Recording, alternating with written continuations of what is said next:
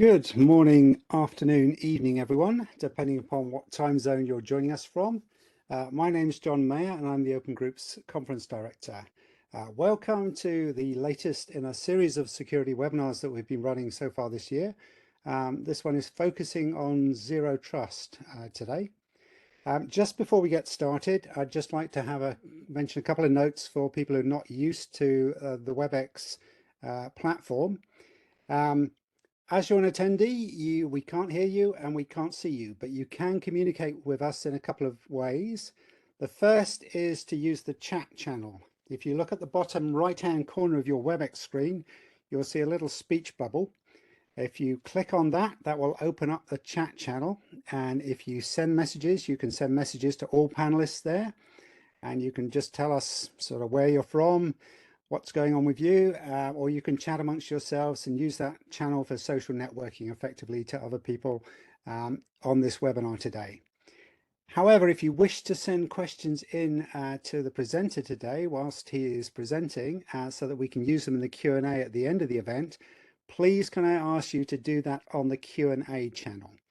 Now the Q&A channel might not be immediately obvious, but to the right of the speech bubble, you will see a little circle with 3 dots in a horizontal line on it. If you click on that, that opens up some more areas, and then you can click on the Q&A channel.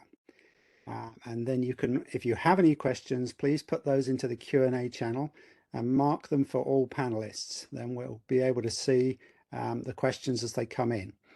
We're not going to answer those questions immediately that you send them in, but we will have time at the end of the presentation today to cover all the questions that come in on the Q&A channel.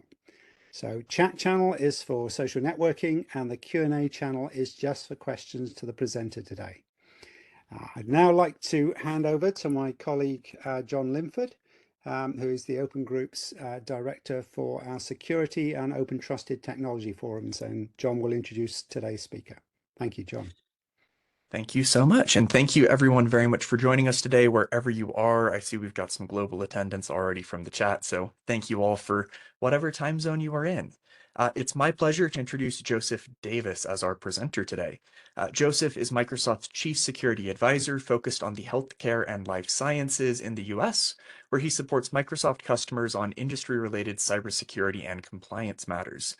Joseph has over 26 years experience in all areas of information security, risk, compliance, and data privacy. So from that, Joseph, over to you. Take it away. Thank you so much, John, and it's wonderful to be here. And good morning to those on the East Coast and West Coast of the United States. Good afternoon to anybody in Europe, and who knows when you start to get over to Asia, could be nighttime, could be morning. I'm here today to talk about promoting Zero Trust, one of my favorite topics. This is something I've been doing for roughly 5 years now. As John mentioned, I'm the Chief Security Advisor for Health and Life Sciences for Microsoft. So my focus really is on promoting Zero Trust among payers, providers, med device, manufacturers, anywhere from pharmaceuticals all the way over to med devices and supplies. And then I've also worked with multiple labs throughout the United States as well. So when we talk about Zero Trust, I think we have to tip our cap to exactly where we've been over the last 30 years or so. One of the approaches that I took when I was a Chief Information Security Officer for a big medical device company, you see here in the slide, it's a $11 billion company. We had locations probably in about 140 different countries, give or take. Some of them are very, very small, some of them are massive distribution centers, and then we also had our manufacturing. So it was a very multinational company, and we had a pharmaceuticals division as well. So we were under all kinds of regulations, a lot of trade secrets to protect, pricing information to protect, the things that really would bring us down from a business continuity and availability point of view. So that was essentially the mission there. Not a lot of patient data or private data, but yeah, of course we had our employees, our customers, our vendors' data, etc. So that we needed to protect as well.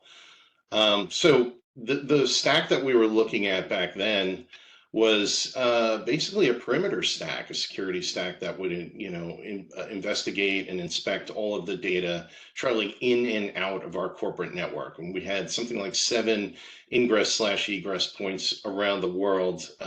So internet connectivity wasn't ubiquitous through each office, which meant that any kind of traffic had to be hairpinned back. So we're talking about people in the field would have to launch their VPN. Um, you know, we had persistent VPN at one point. We didn't have it at another point. So, it was always up to the luck of the draw as to whether or not individuals would even require to VPN back in and then to access internal applications. Those internal applications were, to access them, you'd have to hairpin through one of our 7 ingress points. Well, this is not a very sustainable model, unfortunately. Number one, we're lacking a lot of visibility with this model because, of course, people could choose whether or not they needed the VPN, and even if we forced them to, that wouldn't always work out very well. The second component was that it was very, very expensive. Anytime we wanted, or the business, I should say, wanted a new internet access point within the company, the 4 walls of the company, it would cost them at a very least 250,000 US dollars. That's for that stack that you see there. And I'm actually naming names for the different technologies that we would have in that kind of rainbow stack on the left. Then, of course, there were all the costs associated with collecting all the data that was flowing over the ingress and egress. So you can see the costs and the maintenance and the limitations of this model are starting to add up. Also, the blind spots, the visibility is starting to add up.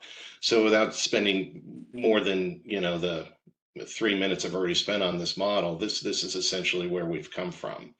And my years between being a CISO there and being a CISO at another company and then working for Accenture Avanade, but prior to coming to Microsoft, I've seen this model, by the way. I've seen it again and again and again.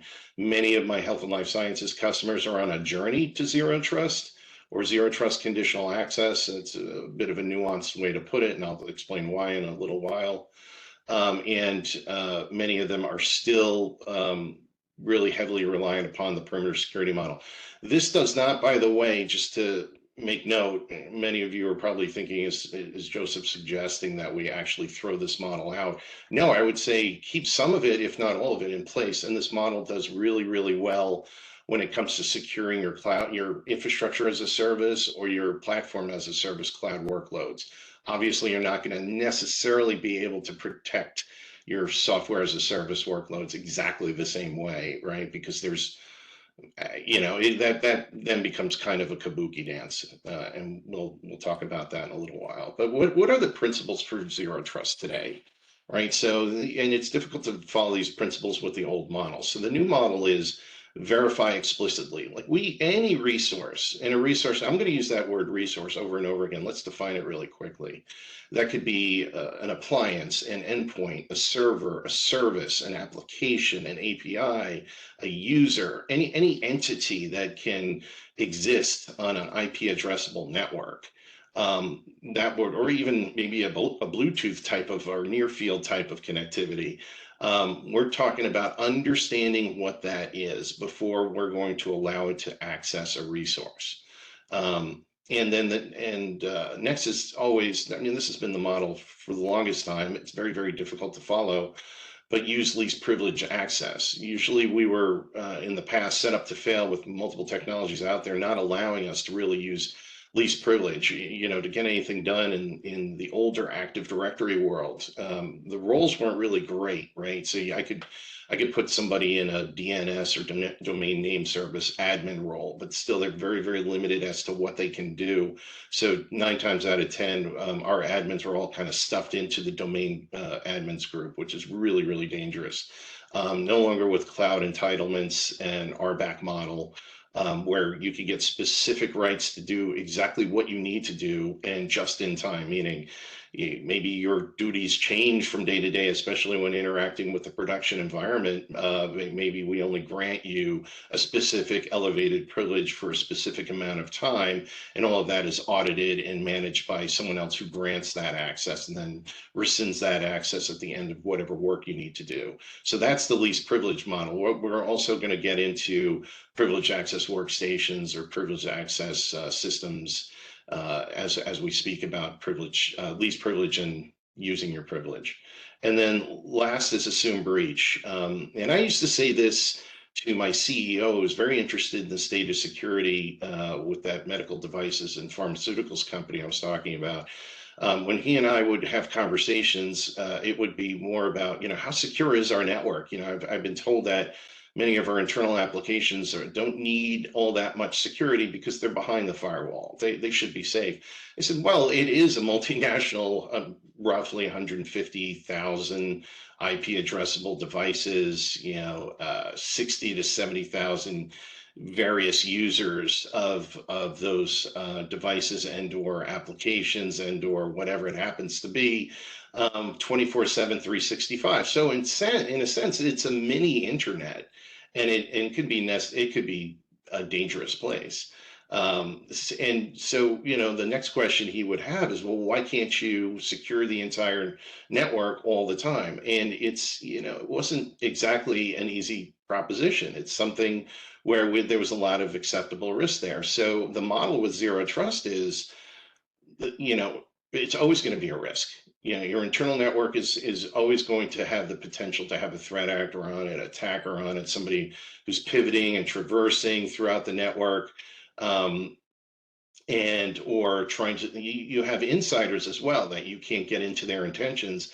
Maybe an insider who's doing what they're supposed to be doing is secretly taking trade secrets with them. Maybe they're selling them, maybe they're taking them with them to the next opportunity that they have in their career and so forth. So those are the types of things that you really want to be able to address, and I think zero trust can address both of those scenarios very, very well. Let's just set the table here with respect to what zero trust actually is. I usually tell my customers, my students, when I teach about zero trust, that think about it as computer science 101, where you have your input, your processing, and your output. The input is basically the assessment of the identities and devices before they're granted access. The processing is the act of that assessment, or the act of doubling down on verifying the user is who he or she says they are, that the device is clean and ready to interface, right? It's not riddled with malware or based on device behavior. It hasn't been, involved in maybe a pass the hash or a golden ticket or a steal the ticket type attack, or it's behaving normally and it's meeting all of the policy for devices in the organization, meaning it's up to speed with the patching, it's configured appropriately, those types of things. And that security policy enforcement typically has to exist in a cloud environment. One of the reasons, and I'm just going to stop at the processing here in the center here. One of the reasons is we want to make sure that security policy enforcement has all the information it needs in order to make a decision around identities and devices, right? And that's that threat intelligence that you see in the center bottom there, right? Threat intelligence is coming from all around the world in a huge data lake format. It's being, assimilated and distilled and with machine learning models to determine, what does maliciousness or badness look like, right? And we're going to feed the security policy enforcement engine with that information so it can make a really great informed decision.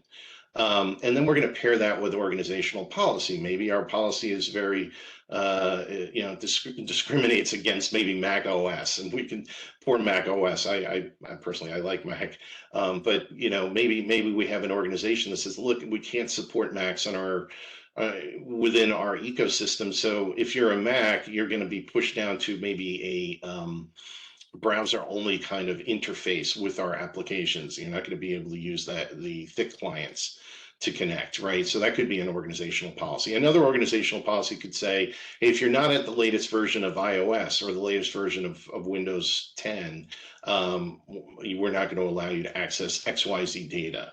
And then, or XYZ applications. And then you have the output. That's the output is after the decision has been made, where the system will say, yes, you can connect to this data and define what your entitlements are to the data. Same with the applications.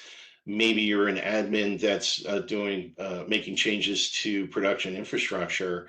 One of the organizational policies is that, hey, you got to come from a privileged access workstation, and you have to come with a specific type of user ID, and you have to go through these validations, FIDO2 key, a biometric, and maybe a PIN before we're going to allow you to connect to, our infrastructure as a service or our network devices like our routers and our switches, etc.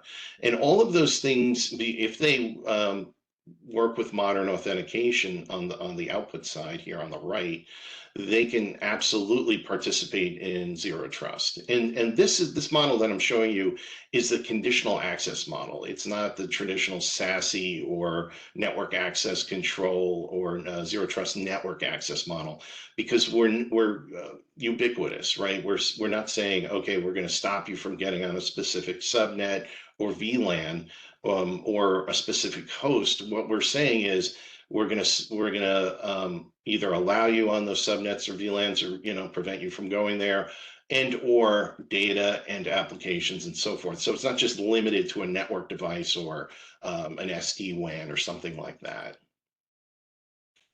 So, all right, let's talk about promoting this approach, right? So again, this is kind of the simplified version of the diagram that I just showed you, where we have identity and endpoints, we have policy and threat, an understanding of threats, and mixed with policy, and now with the introduction of interactive artificial intelligence, this is going to be a real game changer in this model, where as the machine learning model grows and grows and understands specifically an organization's zero trust policy and understands their identities and their endpoints, they'll be better able to understand what looks normal and what looks abnormal before granting access. That the system will also be able to take user behavior information from the right side of the equation, meaning, has this user interacted with an application or data or infrastructure in a way that seems malicious or out of the ordinary? A good example of this is, you have a user who typically just checks email, but one day they decide to download every attachment they've ever received in their inbox and starting to work for the company. And they're doing it in a batch-like way. So maybe at that point, the email system can talk back to the Zero Trust Policy Engine and go, hey, listen, Bob Smith over here is doing a bulk download of all his attachments. This seems suspicious to me, right? Let's check this, check in the HR system to see if he's already self-terminated, and maybe he's just hanging around for 2 weeks before he moves on to his next gig, and he's trying to, exfiltrate all of this data. So I know that's a stretch, but that does happen from time to time. So as our applications get more intelligent and they get to interact with the Zero Trust Conditional Access Engine or the policy, we more and more effective approach to that will be a more effective approach to user behavior. So what do you need for zero trust? What are the tools that we require for zero trust? A directory service with a conditional access engine, again, needs to be in the cloud, because those engines are massively scalable, right? So it's not something, let's say, pick on Active Directory because it's a Microsoft technology, and I work for Microsoft. But an Active Directory domain controller doesn't have the processing power, the threat intelligence, or the scalability to make that decision for literally tens of thousands of individuals simultaneously, right? An Active Directory domain controller is, although I'm not an engineer, I suspect that it's checking on credentials. It's not looking at risk It's definitely not looking at behavior, and it's not making kind of real-time intelligent decisions about whether or not to allow a resource to access another resource. So we're really focused on directory services that live in a scalable cloud. The next is advanced anti-malware with forensics capability. I put on the forensics capability, meaning when you do your endpoint forensics, right? So any forensic investigator, of which I am, there are certain things you're looking at, right? You're looking at browser, you're looking at interaction with data, interaction with email, interaction with other hosts on the network, a history of interaction with applications, those types of things, right? So this is to build kind of a user behavior model to understand, does this look malicious? Can I take a look at, all the hardware and software on this endpoint, and then also look at any kind of incidents in the past that seem to be, somebody downloaded something that looked to be malware, or has that malware really been removed from the endpoint, or are there remnants of it, and those types of things.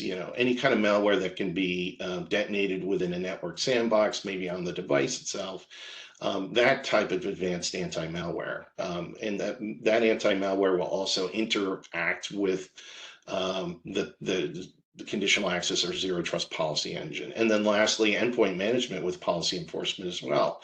Because what picking up with whatever anti-malware cannot do from a endpoint management standpoint, you kind of rely on an endpoint management system with policy enforcement. And when I talk about endpoint, I'm talking about pretty much anything, right? So it can goes through any IoT that can consume an agent, or any IoT that can report into some sort of system that's sitting somewhere on the local network, so they can give up what it's actually doing. Mobile devices, the ones we carry in our pockets, the Androids, the iPhones of the world. I'm also talking about tablets and Mac systems, Linux systems. It really doesn't matter. It's very heterogeneous. That's what we're going to need to be able to look at from a hardware and software point of view, and what vulnerabilities exist on that endpoint point of view. So those are the technologies that we're going to need. So here's a little marketing for your zero trust doubters out there, the zero trust skeptics, your traditionalists, as we should call them. Right. So when we've seen zero trust implemented at our customers and our own environment at Microsoft, we saw a real reduction in those breaches that involve the use of lost or stolen password. Because I did mention it very briefly when I talked about the zero trust architecture. To verify who explicitly, we're going to have to use multiple factors of authentication. Think about doing international flight, right? You're going to have to show your passport. It used to be that you would have to show your COVID vaccination, proof of that. So it's, what are you showing in order to get onto the plane? And so we're not, any good zero trust implementation, it's going to be more than just passwords. And you can actually probably achieve a passwordless type of experience for the user by relying on less of something they know and more of something they are or something they have, right? Something they are being a biometric, and something they have being like a FIDO2 key, YubiKey, that type of thing. The next is bring your own devices, right? So a lot of us for many, many years, I was guilty of this. We would just turn a blind eye to personal devices on our corporate network, right? We were a little, we pretended that they weren't there, because if we were going to acknowledge that they were there, that was a massive headache, right? So instead of knocking them onto the guest network and saying, oh, we're not going to really worry about them, we kind of recognize that they may contain corporate data, especially when you have VIPs and so forth that insist that, they're able to get their corporate email on their personal device. So why not take all those barriers away from the end user and say, listen, you can either register your personal device with our conditional access policy, or we're going to use something like application management, so we can publish an application to you, not having to actually analyze your mobile device, but making sure that that mobile application is absolutely containerized and encrypted and has all the security policies required for the corporation. So we've seen an increase in bring your own devices secured by IT with the implementation of Zero Trust Conditional Access. So I would always, when making my argument pro Zero Trust Conditional Access, I like to align it with whatever the organization's cybersecurity mission is. So I'm just taking from memory, bits and pieces of the mission I've had in former roles as a CISO. Comes from the CIA triad, right? We want to ensure confidentiality of the sensitive data, the data or the high value data, the data that really matters to us, right? So if the data got out there, if it was no longer confidential, if it became a public thing, can that affect our reputation? Can that affect our? Will we get sanctioned because we're exposing personal information and so forth? So that's number one there, right? Or is somebody going to steal our design ideas, or be able to recreate our products and counterfeit them because the intellectual property and the trade secrets are out there as well. The next is protect the integrity of data, right? The worst thing in a healthcare environment is to have bad data, especially if you're a physician about to perform surgery or any other kind of treatment. If you have bad data, right leg versus left leg, right? Where do I move my scalpel, right? So yeah, I know that's kind of an extreme example, but some might say that bad data is actually worse than. Sorry about that. Is worse than having no data at all. And the next is maintain the availability of our systems and operations in order to maintain business continuity. I think that's incredibly important, especially when it comes to things like ransomware, DDoS attacks, any kind of incident that's going to force all the users to reset their password so that you can kick out an attacker / threat actor. So we're going to align how does Zero Trust kind of fit into these? So I'm going to go ahead and talk about more of the positive outcomes and metrics here. We can increase security and productivity at the same time instead of them being diametrically opposed. We can say, with a zero trust approach, we can say we can prevent 99% of those cyber attacks. Now, I know there's some of you saying, well, what about kind of a pass the cookie session stealing or session token stealing type of attack? And I'll get to that and talk about how zero trust conditional access needs to be comprehensive in order for it to be done correctly. And the next is deployment time saved with conditional access policy enforcement, as you go to the lower left here. Deployment time saved, well, what's that all about? Well, deployment time is we're going to evaluate your endpoint and determine whether or not your endpoint is up to speed with respect to software, operating system patches, third-party application patching, etc. And that patching will be done and to bring that device into an appropriate risk score to allow that device to access the resources it's typically accessing, right, when it is healthy. The next is to reduce efforts to provision and secure new infrastructure. Just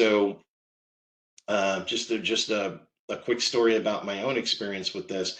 If I want to go out and purchase a device, the hardware is mine. I purchase the hardware, but I can connect straight into Microsoft's environment by registering my device with their Zero Trust Conditional Access policy, which means registering it with Azure Active Directory and registering it with Intune, and then I'm allowed to access resources as if it was a corporate-owned device. Because it essentially is. The software and the hardware are now managed by Microsoft, right? So I can't get to Microsoft resources unless my device is up to snuff. And then reduction of password reset requests through enabling self-service, right? So Self-service, again, we talked about the directory being in the cloud. Well, one of the components of the directory for Zero Trust Conditional Access needs to be the ability for the user to reset their own password. And well, I thought we were getting away from passwords. Well, this is interesting. There are technologies out there that will scour the dark web, directory service technologies, and do a hash comparison every time you go ahead and log on. And that hash comparison, if it finds that that password hash is available in the wild, whether or not yours specifically was compromised, but maybe you're using a common password that has been compromised, if there's a match there, that system will then force you to change your password, right? You can't go any further in the Zero Trust Conditional Access workflow until your password is changed. We just don't want it to be something that's floating out in the wild. Right. So, and you can do that yourself and not have to call a service desk or, you know, a clearinghouse or something to have that done for you. So we've seen a lot of positive outcomes in moving to this model. And again, we'll decrease in help desk calls, but this is really interesting. 50% reduction in risk of data breaches, right? Because, well, why? Well, first of all, we're verifying everything before it has access to a resource. Something would really have to be sophisticated in order to impersonate a valid resource, right? So there is that reduction. Actually, at Microsoft, we've seen approximately a 70% decrease. I think this 50% is really more reported through our customers. And we're getting visibility across the stack, across that attack chain that we've never had before because we were positioned at the perimeter. Now we're positioned, you know, we always hear about east-west traffic. We want to see the east-west traffic. Well, when security is positioned at the device and at the user ID or the account, we're basically seeing the full life cycle of what's happening, east-west traffic and all. You know, I can collect, you know, host-based firewall logs and bring it into my SIM at this point, right? Because maybe that's a policy that I have in order for a device to participate in accessing my resources, right? First, you got to give up your firewall logs and send them over here to the cloud, and then we can collect those massive amounts of data. The next is reduction in security management time, right? So why do we see a 50% reduction in security management? Well, guess who's patching now, right? You have to have a hygienic device, right? Patched, following the policies, the configurations, and so forth in order to get from point A to point B. So the onus to do that sometimes falls back now to the user, right? You gotta make sure that Adobe Reader is at the current version, or guess what? We're not going to allow you into SAP, right? Or we're not going to allow you into that online, you know, corporate learning page or whatever it happens to be. 75% faster device setup for new users. Again, the story is I log on with my brand new device and it gets set up exactly how Microsoft wants it to be set up with Zero Trust Conditional Access. And I have to do very, very little. I just basically register myself on the device. And then the next is 80% reduction in effort required to provision and secure new infrastructure. We talked about that in the last slide, so I'm not going to go into that again. But what we've seen is over a $7 million on average reduction in spending on legacy software and infrastructure. Again, back to that earlier, if I'm going to deploy that legacy model in every egress point, it's going to get very expensive very quickly. And now with that, I don't necessarily have to go that expensive with every internet egress, right? So just real quick marketing benefits of Zero Trust. Tool reduction. We've seen incredible tool reduction when approaching Zero Trust Conditional Access with a platform approach, and you can decide to, you know, do best of breed point solution approach and integrate and orchestrate all of those technologies to perform Zero Trust or, you know, network or conditional access. But you know, what we do when we're applying a platform approach, we know that there's no overlap with functionality. We're not paying for tools we really don't need, or tools where, you know, tool A does it and tool B does it and tool C does it. So why are we using tools B and C? Right, so those types of questions are answered and rationalized there. The next is removes end of life and attack surface risks on traditional on-prem security appliances and applications, right? Because again, those things need to be in place before those devices can quote unquote play. So it's pay to play, a little bit of pay to play. Sometimes I refer to it as a carrot stick model. The next is decreasing user frustration using a dynamic behavioral based authentication. We've talked about authentication or MFA fatigue. We talk about it a lot in the press. Again, sorry about that. We talk about it a lot in the press, and what we run into here is when zero trust conditional access is not set up appropriately, there's no decision making around when a user gets prompted for MFA. Well, with an appropriate implementation of zero trust conditional access, that risk is going to be evaluated. If the risk is low enough, the multi-factor authentication prompt is not going to appear, right? If there, for some reason, it seems as if your session token was stolen, or if you seem to be an impossible traveler or something like that, or you're going into a very secure application where there's a corporate policy that says every time a user connects to this application, I want a multi-factor event, that's the only time you're going to start to see multi-factor, right? So on a given day, I might encounter multi-factor.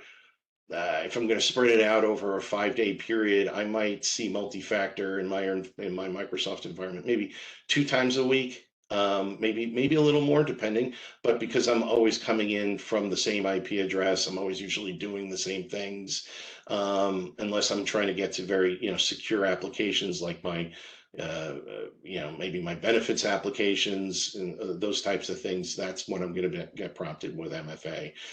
Work from anywhere, again, we're not going to force VPN on anyone because we're not hairpinning that traffic back, right? So all of our internal applications are published into the cloud through some proxies as well, and they're participating in zero trust conditional access. The rest of our applications in our hybrid environment are cloud-based, right? So do I necessarily need a VPN to go all the way back to be inspected by that perimeter security and perimeter tools, and then only to be sent back out into the internet, into the cloud? It seems to be a little bit ridiculous in terms of just to pick up on what the individual's doing, and then of course it's going to slow down their session considerably because now you're pinned to a certain geography. With zero trust conditional access, you're either going your on-prem resources that have been published, kind of proxy published to the cloud, or directly to the cloud. No matter where I am, right? So, and the cloud is not typically geo-specific especially if we're talking software as a service applications, right? So when I fly out, right now I'm in Massachusetts, but when I fly out to Washington State, at Microsoft headquarters, I might be hitting the closest instance of whatever SaaS application, but it's going to have the exact same data on me that my instance back in Massachusetts had. And the next is a zero trust model is independent of perimeter defense, right? So if you really want to tone down your perimeter defense, maybe just keep a firewall, maybe some IPS, but outside of that, you don't need that deep inspection anymore because there's going to be less and less traffic, no more gigamons, etc. Right? There's not going to be as much traffic because those devices and those users are now bouncing from basically a internet access point to the cloud. They don't necessarily have to come back through the perimeter, and even if they do come back through the perimeter, it's kind of only in one-offs and so forth. Not to say that we can't implement zero trust conditional access on-prem, because we can, and there are multiple ways to do that. So here are some of the pain points that I hear time and time again that we can alleviate. These are my customer pain points. I need to enable employees in my organization to access corporate apps securely, but I don't know where to begin. Well, that becomes, we talk about corporate apps. All right, are those cloud-based apps? Because they can already participate in zero trust conditional access if they can participate in modern authentication. If they're modern apps that exist behind the firewall, they can either be moved off to the cloud or they can remain behind the firewall and proxied, right? So there are all kinds of authentication proxies and application proxy that we can do using cloud and on-prem technologies. And think about maybe moving those applications closer to the edge of the perimeter. We want to go passwordless. How do we do this, right? So zero trust conditional access relies quite a bit on multi-factor authentication. And if you want to go passwordless, you basically you rely very, very heavily on authenticator applications, one-time passwords, biometrics, which, by the way, the authentication applications will rely on your mobile device's biometrics in order to work. So you're getting your biometrics in anyway, right? And then or like a FIDO key or a near field reader device. So yes, going passwordless is a benefit of Zero Trust Conditional Access. And then you can turn off those, change your password every 90 days, or every year. I have been with Microsoft now for going on 5 years, and I've changed my password twice. So our CISO has decided to turn that off completely and rely solely on biometrics and authenticator app in order to gain access. The next is implement bring your own device. Now, I talked about that earlier. How can we support a bring your own device ecosystem with a hardened security posture? Well, you can fully embrace that with Zero Trust Conditional Access now, as long as, and it's really up to your users how deep they want to take their device, their personal device, into the organization. Do they want it fully managed by the organization? Great, we can do that. Do they only want to access specific applications on their personal device, but not have the organization basically manage their entire device? Be able to, look at their text messages or be able to, read look at their photos or whatever. Yeah, we can do that too. And we can say, okay, we're just going to publish these secure apps that conform to corporate policy. Maybe it's an email app, maybe it's a ERP app, maybe it's an EMR app, and on and on and on. But it's published securely so that it's not going to affect any other applications or be able to read any other data on that personal device. So yes, we can implement BYOD. Some more pain points alleviated. Threat detection. Our IT staff wants to be proactive and detect impending threats. Well, for a holistic approach to Zero Trust Conditional Access, you're going to have that advanced anti-malware. And really, you're going to have visibility across the stack in order to make those decisions about granting access and entitlements to resources. So yeah, so that typically will solve the problem. Implementing Zero Trust Conditional Access. The next is enforce device hygiene and patching. Well, I mentioned earlier exactly how we do that, right? So how can we simplify device management and application management across cloud solutions, right? So our devices, basically, they have to be hygienic. They have to be up to date with their configurations, maybe their attack surface reduction policies. They have to be up to date with respect to specific software to match corporate policy in order to gain access to resources. And then next, application access, where I have two on application access. One customer asks, our organization has numerous apps on and off the corporate network that our employees need to access.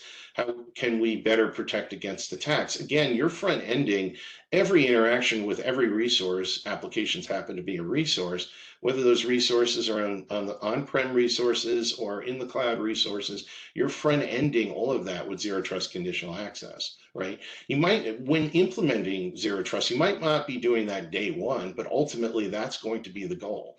From your most legacy applications, your OS2 Warp applications, your Windows for Workgroups 1.1 apps, your Windows XP apps, Sun Microsystems, if Sun OS, all the way up through, and those you would potentially have to use an authentication proxy, all the way up through your most recent modern applications that are software as a service or are homegrown built infrastructure and platform as a service, either in your data center or up on in the cloud there. So again, front-ended with Zero Trust Conditional Access, you can protect any application against attacks.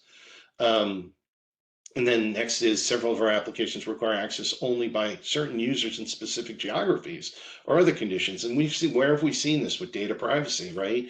We got to make sure that the data that's accessed is only by, European nationals and so on and so forth. Well, Zero Trust Conditional Access, it's one of the conditions. Are you in the United States? Well, guess what? You don't get to access. Is your identity tied to United States division? Well, guess what? You don't get to access that German data, right? Are you tied to a German branch, or is your IP address currently linked to, a German geography, yes, then maybe you can gain access with other attributes, of course, taken into account so that spoofing doesn't occur.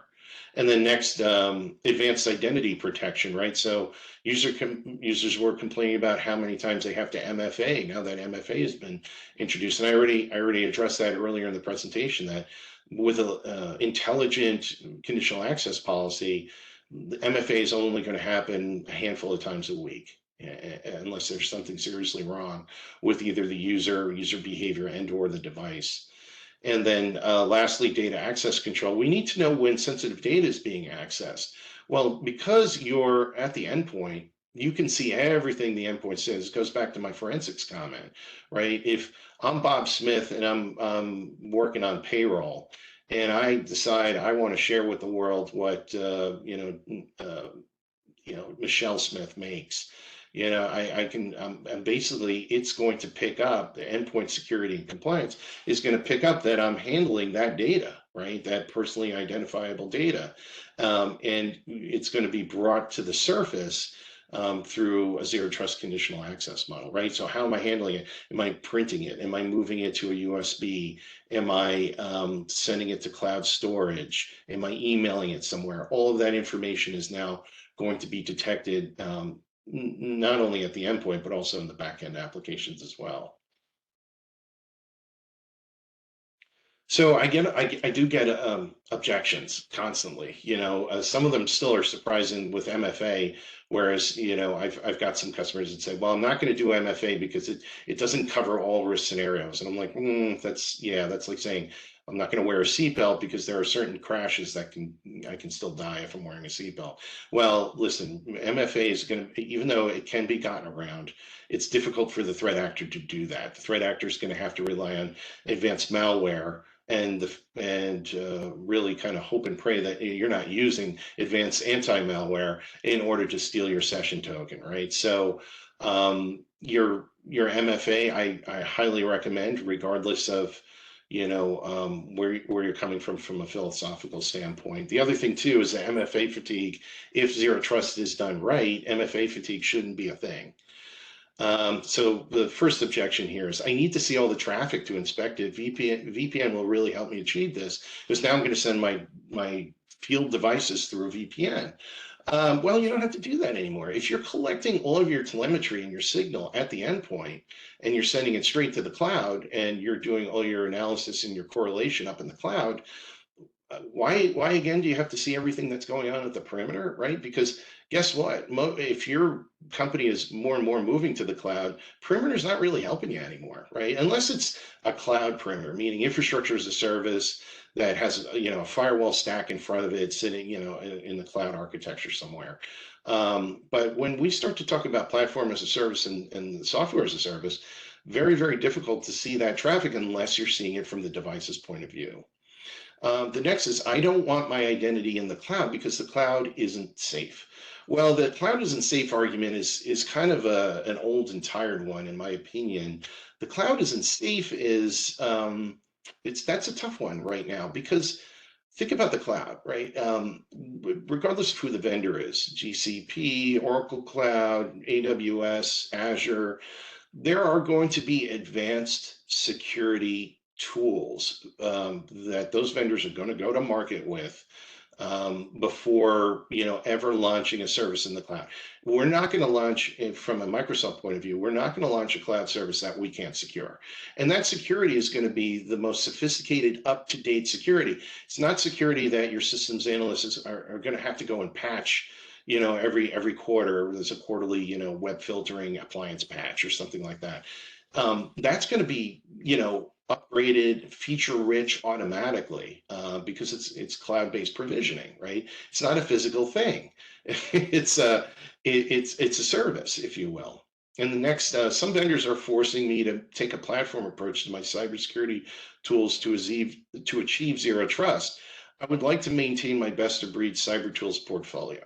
Well, my response to this is Yeah, you can certainly continue to do it yourself as long as every component of your best of breed point solution stack is integrated, right? So the left hand needs to know what the right hand is doing, especially in these sophisticated attacks. And to truly implement zero trust conditional access, you're going to have to start to treat every stage of the attack sequence as if it's a holistic body, right? You can't just look at the hands or the feet or just the shoulder or the knee. You're going to have to look at the entire body to find out exactly what's happening from an attack or or even a data exfiltration standpoint, right? So that tends to be a little easier with a platform approach, right? Because when you're deploying a platform, you still have your point solutions within the platform, but as they're deployed, they automatically integrate with each other, right? So email security will integrate with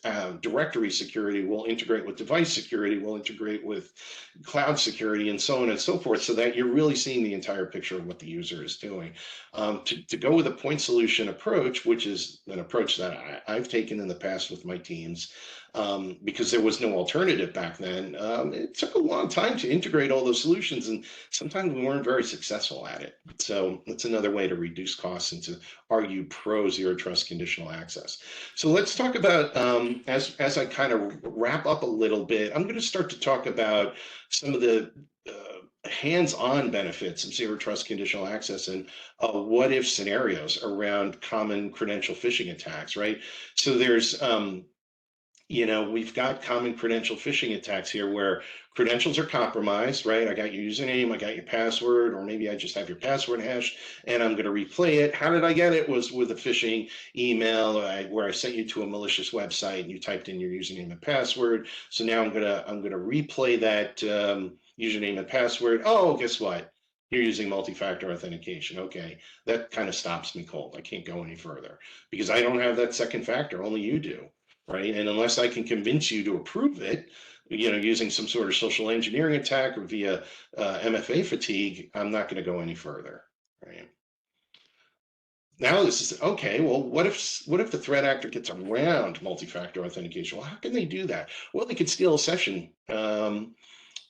So let's see, the pass the cookie attack, they can steal a session token with advanced anti-malware, right? So here we have malware installed into a personal device. And if you're going to do an appropriate holistic implementation of zero trust, you're going to have that advanced anti-malware on all of your devices, right? All of your resources, as far as, it can be deployed, right? So that's going to pick up on that cookie session token stealing activity, and immediately shut it down. So MFA will remain intact and clean, if you will. So that's how that attack is thwarted.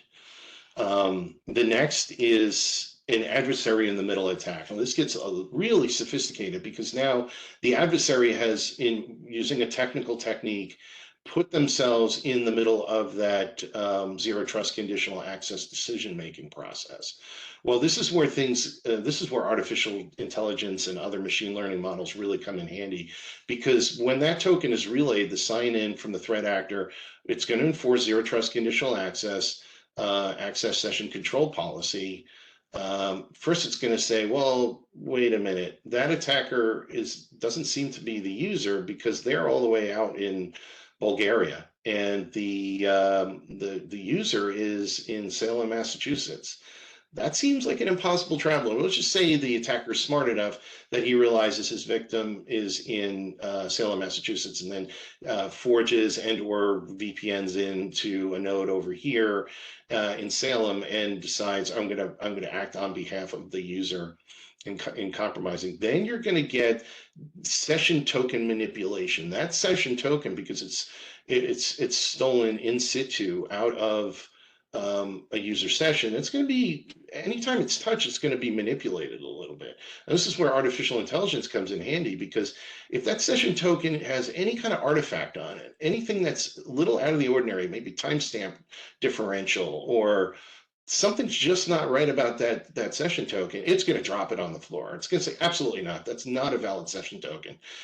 Yeah, I see what you were trying to do there, attacker, and it's not going to happen. So that's where that adversary in the middle attack Although MFA is still in play, the adversary is trying to get around MFA by stealing the session token. That's going to be thwarted with this approach that we're taking. So as you can see, it's becoming a kind of a rock solid approach. And probably that's why it's become so popular in the last 5, 6, 7 years. That being zero trust conditional access.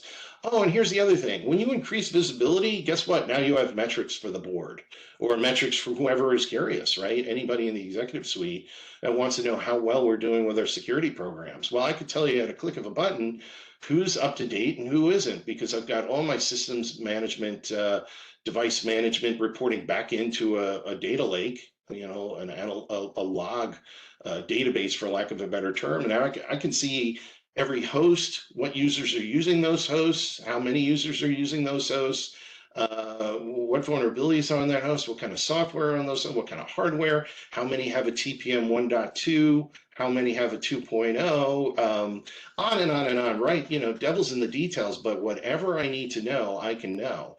I can also know about, what kind of sensitive data has been accessed. By whom? And does that sensitive data seem to be spreading beyond the boundaries for which it was intended, right? Is the payroll data somehow being used by engineering, right? That doesn't make any sense whatsoever. So now we're going to have visibility into that. The next metrics, and this is just something very late the other night, I decided, oh, well, what other exciting things can I pull up from my own environment? I have my own zero trust conditional access environment. And I was able to see, you're going to see my son's name here, Ian Davis, but somebody has his user ID for the tenant and is trying over and over and over to authenticate to an SMTP session to see if his username and password are going to work to gain access. Well, MFA is enforced on his account, so no, but I can see it happening, right? It's also happening with my account, right? So, and it's going to tell me exactly where the attempts are coming from. We have Frankfurt, Germany. We've got Secaucus, New Jersey. We have Bucharest, Romania, and we've got Mount Laurel, New Jersey, and then Maryland as well. So whether the attacker is coming through VPN to exploit or to try the brute force the password, or if they're actually coming from those geos, I would have to investigate further. But this report is telling me, yes, it's happening, and guess what? It's failing. Right? So zero trust conditional access with multi-factor authentication is actually working. Yay. So this is a control that shows the effectiveness of my control. Like a report that shows the effectiveness of my control. So I'm really pleased about that, because I recall before this holistic approach, it was very, very difficult to get those metrics. Well, with that, I'm going to start to wind down. It looks like I only have about 4 minutes in the hour, and I haven't been checking the comments, but I'm sure I'm going to be able to get to those and get back to you with any answers to those questions. And I want to thank you for your time.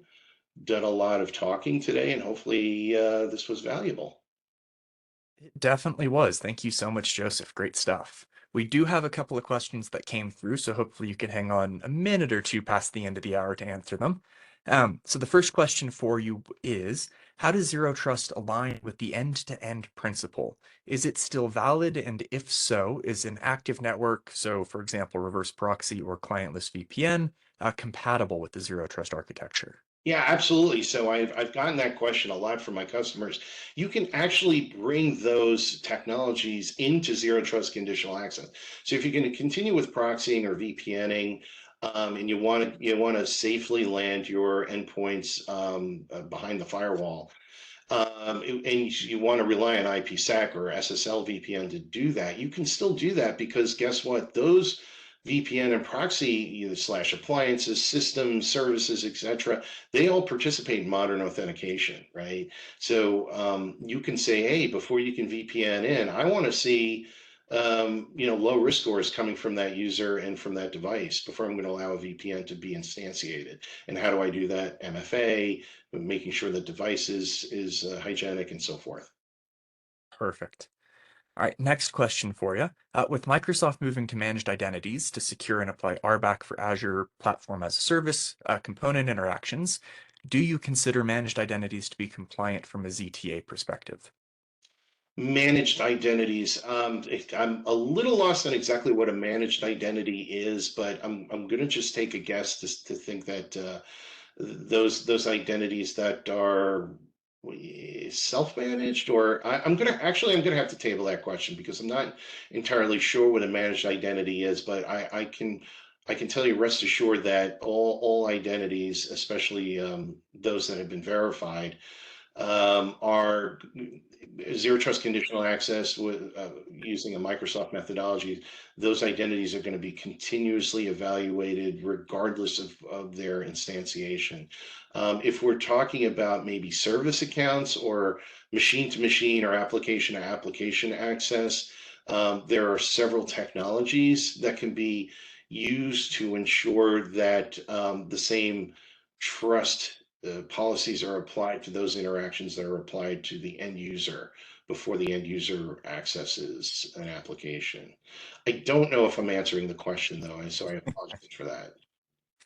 Well, hopefully you did. If not, we apologize that we didn't quite hit it.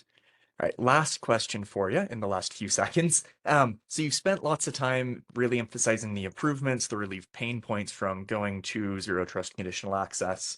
But you didn't really touch too much on the cultural or kind of mindset impact on an organization. So just how substantial is that for embracing a zero trust approach? Well, it's scary. You talk about skydiving with a new kind of parachute, right? The way I address it is take your time in implementing this, right? Pilot groups are phenomenal.